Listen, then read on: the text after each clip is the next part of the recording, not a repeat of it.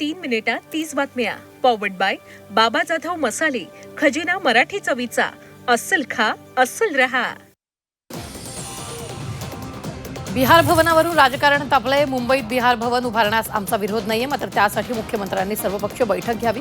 तसंच महाराष्ट्रात ज्याप्रमाणे बिहार भवनाची उभारणी केली जाते तशाच प्रकारे बिहारमध्ये जागा मागून तिथं महाराष्ट्र भवनाची उभारणी करावी अशी मागणी संजय राऊतांनी केली आहे.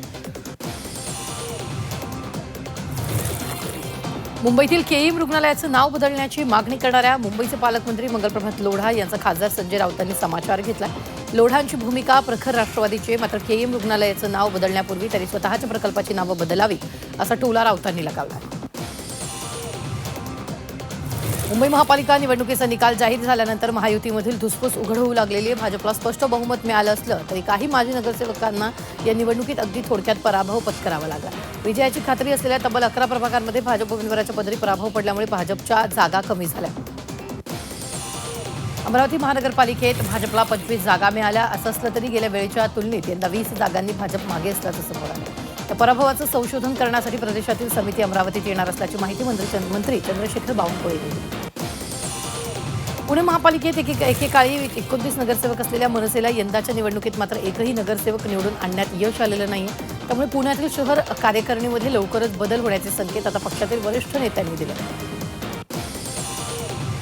सांगली, मिरज आणि कुपवाड शहर महानगरपालिकेच्या महापौर पदाच्या निवडीची तारीख जाहीर झाली आहे. 10 फेब्रुवारी रोजी सांगली महापालिकेच्या महापौर आणि उपमहापौर पदाच्या निवडणूक तिथे पार पडणार आहे. सांगली महापालिका निवडणुकीमध्ये कोणत्याही पक्षाला स्पष्ट बहुमत मिळालेलं नाही, मात्र काठावर असणाऱ्या भाजपकडून शिंदे शिवसेनेला घेऊन सत्ता स्थापनेचा दावा करण्यात आला.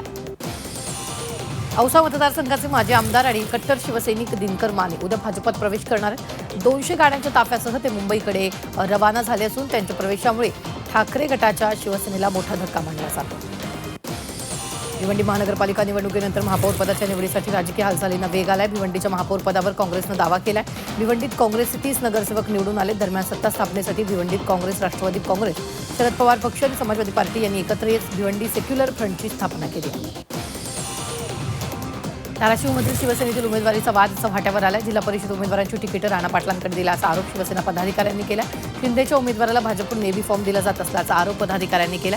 शिवसेनेचा बालेकिल्ला भाजपच्या हाती कसा गेला असा सवाल त्या पदाधिकाऱ्यानं राजन साळवींना विचारला.